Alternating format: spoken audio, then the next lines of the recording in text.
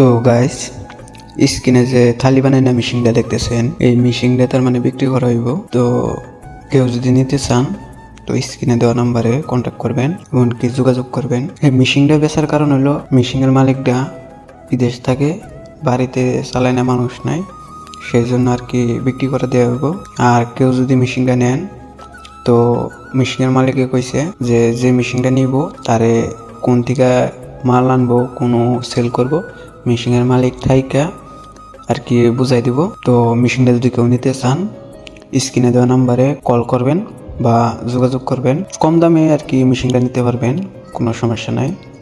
তো কেউ যদি নিতে চান মেশিনের মালিকের হাতে যোগাযোগ করেন, আর মেশিনটা অতি কম দামে তো ছেড়ে দেবো।